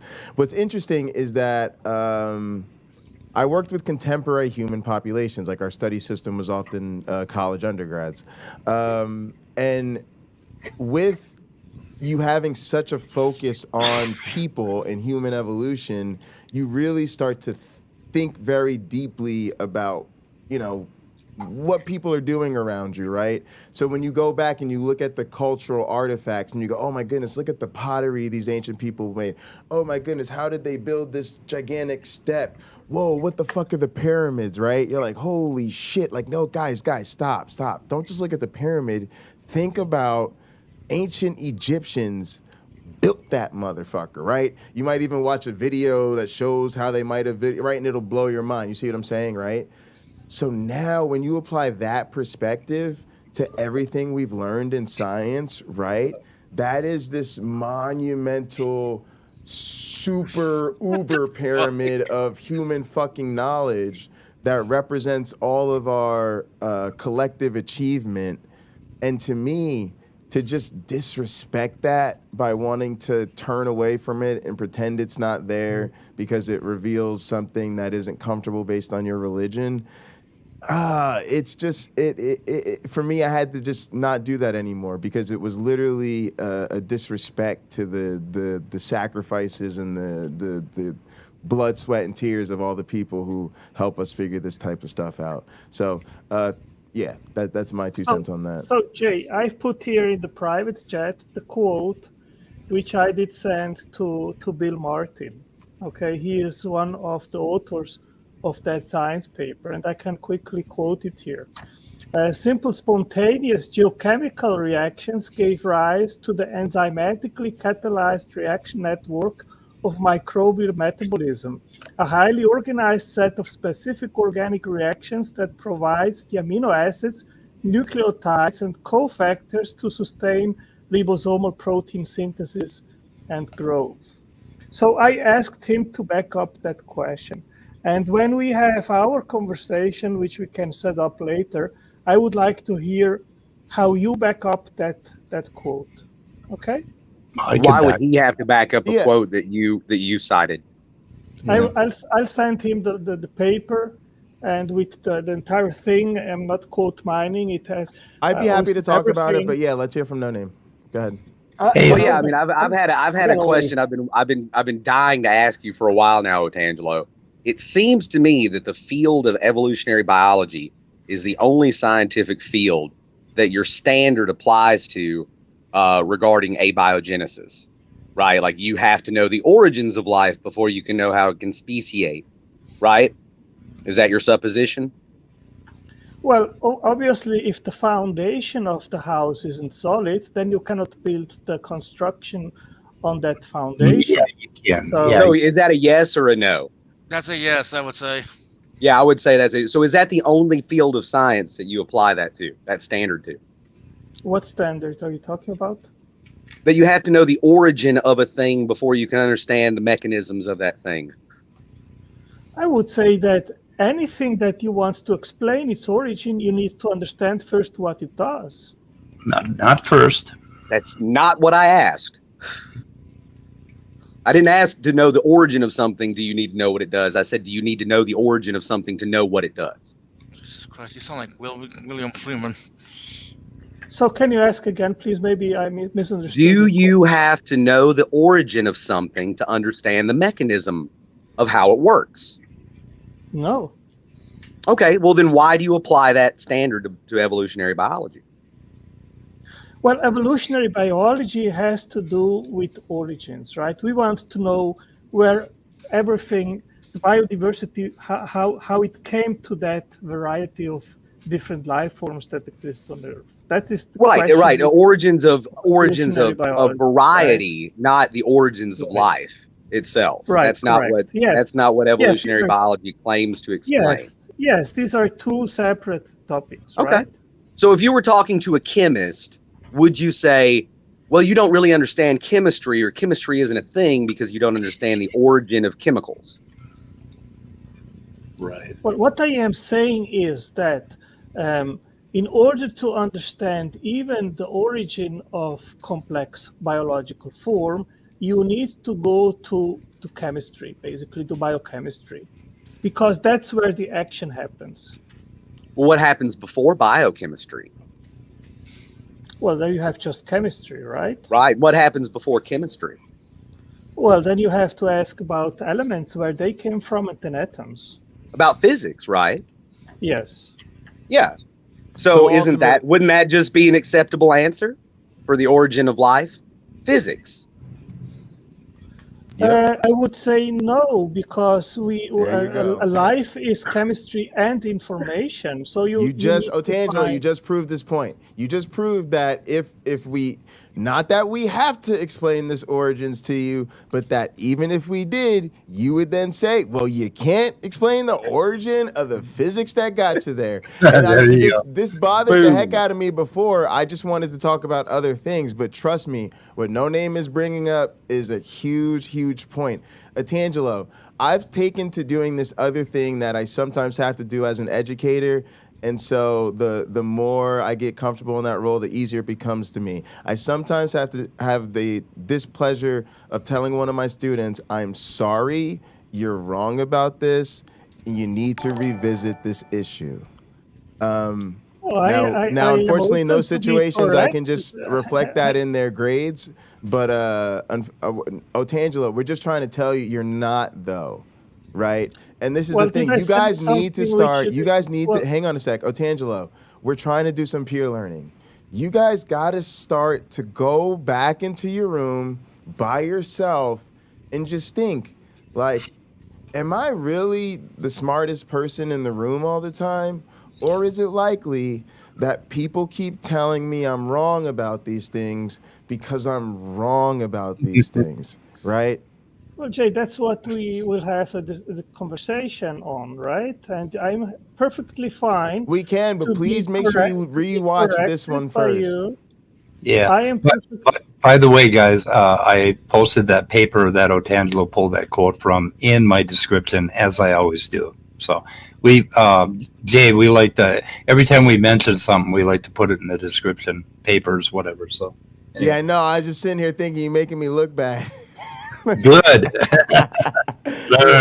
That's a fantastic habit. That's a fantastic habit. Okay, Jay. So if what this paper is talking about, if that is something which has to do with what you have studied, then I'll be more than happy to have an initial discussion in regards of that paper. It really isn't. Also, I just want to say quickly, because Cameron, my mod on my channel.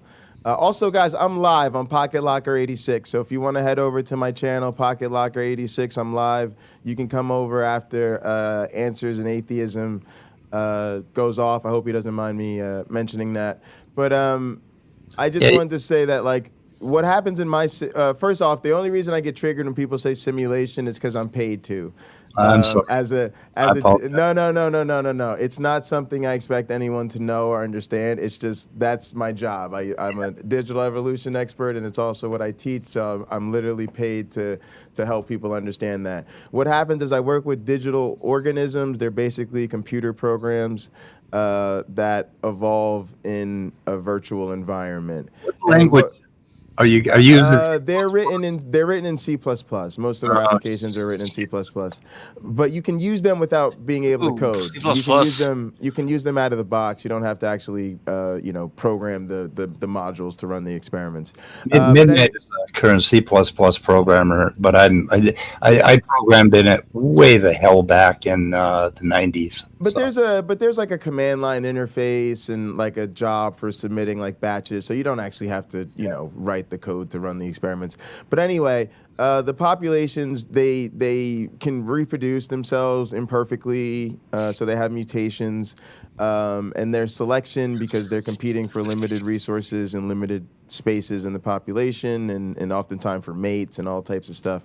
And then that is amazing. Right, so it's an actual instance of evolution in a computer. So we always say it's artificial selection. Sorry, I'm messing this up. We always say it's natural selection in an artificial environment. Natural selection, artificial environment. So it's an actual instantiation of evolution. It's just in a computer. I mean, so that's the old company tagline, right? I gotta put the corporate line out there and be a good company man. Go ahead. So how do you feel about like slowly introducing reality to all that, or some like, for instance, if you were to have a simulation with protein networks, basically. So people do that type of stuff. I don't, because I'm not that interested in biology.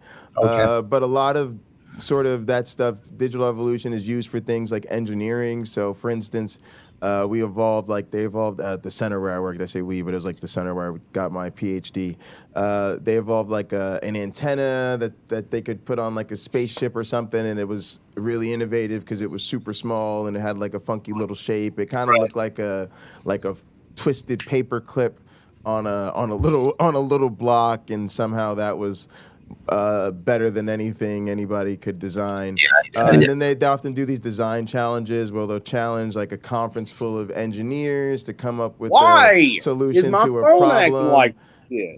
Just so they can compare it to like an evolved solution. And so we're more interested. I'm interested in maybe doing some stuff where I can do simulated racing and stuff like that. But basically what happens is most challenges that we're going to solve in the future of the globe, right? Global warming, leaving the planet, curing cancer, all of these huge, ginormous data problems, we are really not going to be able to design the solutions to the problems. The solution to those problems will be evolved. So for people like me, the computational substrate, how evolution works in a computer is becoming increasingly more and more relevant to the big challenges that humanity faces, and how evolution works in frogs and snakes and elephants is really interesting, but not going to tell us nearly as much. So we don't look at digital evolution as being second rate. We believe it's fundamental to solving the world's biggest challenges. But yeah, go ahead. What do you think of, are you familiar with Sarah Amari Walker, and Lee Cronin and assembly theory and the stuff that they're doing? I've heard the name Cronin, but if you've got a link, go ahead and send it to me at Pocket 86. Lee Cronin's a abiogenesis researcher who's trying to create exolife. He's not trying to create life itself, but he's somewhere in the middle. I mean, between biology and what you're doing. And Sarah Walker and he came up with this assembly theory, which is like a basic, like the development of information, that sort of thing, like how information. Yes, that's what. So I do this science stream Monday and Wednesday with my colleague Cliff at 1 p.m. and he was explaining our digital evolution work as sort of through information theory, because that's what a lot of our core ideas are meant to test, right? Because the idea is that different types of brains to evolve for different types of problems, right? That is fascinating. Yeah, of course. Yeah, and that leads to oh my God, what is his name? I always forget it. The guy that wrote Society of the Mind. Basically, he talks about anyway. We have a lot to talk about. We do. I'm excited. Shoot me an email. Yeah. Yeah, and definitely swing through the channel anytime you want to call in and chat about what we got going on. We got to end it here. Night Sparkle. Guys, I'm on Pocket Locker 86. Feel free to come through. Don't mind me plugging the stream, Answers into Atheism, and thanks so much for having me on. I believe I linked your channels. Oh my God, I haven't done it yet. Oh, I'm going to link your channels in my description. So. Thanks for joining us, Jay. All right. Super pleasure. I'll come back. They just let me know you were live, but I'll come back through when I notice in the future. Yeah, we need to have some one-on-one stuff. And yeah, for sure. Let me. I'm turning on notifications now for your stream, so I'll know when you're live. Jay is in high demand. I'm fortunate. Shout out to Erica from Gutsick Gibbons channel. She's just Jay, for me. And Derek from Myth Vision and all those guys. Hey Jay, I covered that little segment right before Erica did, and I know she's more famous than I am, but I spent that part with you on John Maddox. That I think that was how you found me or whatever. But anyway, yeah, I covered that segment because I thought it was incredible. Oh, thank you so much. And also, you left me some awesome comments and questions on my videos and my content. I really, really appreciate that stuff. I hope, hopefully one day there'll be, my comment section and stuff like that will be more active, so that those comments will lead to more conversation. But I'm so grateful that you leave them. Okay, we're going to end the show, go in the back room, and you're live now, so you're like double streaming here? Yeah. So you guys can head over to Pocket Locker 86 and call in over there, and I think I'm getting ready to do some work, and we've got some January 6th stuff going on, so it's going to be a interesting little evening. Also, I'll be doing some gaming later, so yeah, come check us out. Okay, and Randolph Richardson has his thing this Sunday or Saturday? Saturday, right? Sunday, every Sunday. You can remember. Easy way to remember it is that's the same.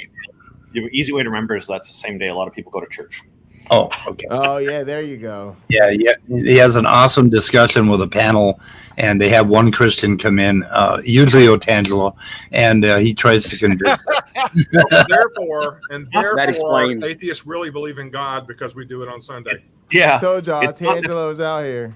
It's not necessarily a Christian. It's whatever person wants to come up and present at least one god or goddess exists. Right. And it was Taco. I exist. Yeah. Taco organized the show, and so he deserves the credit for bringing us all together. I'm streaming it, but I'm one of the panelists. Oh, Taco! I love Taco. Yeah, Taco's fantastic. Oh wait, is that the same Taco from our live stream? Gotta be. Yeah, I'm sure. Probably. He does a lot on Discord. Then that's the one. Okay, that's pretty cool. We're gonna shoot this in the head and go to the back room for. Thank you very much. Well, you can keep talking in the back room. I'm just gonna shoot the live thing in the head because I like to do that at 6 o'clock because I'm perverse. Anyway, what is wrong with you? Bang bang. Goodbye, cruel world. Take care.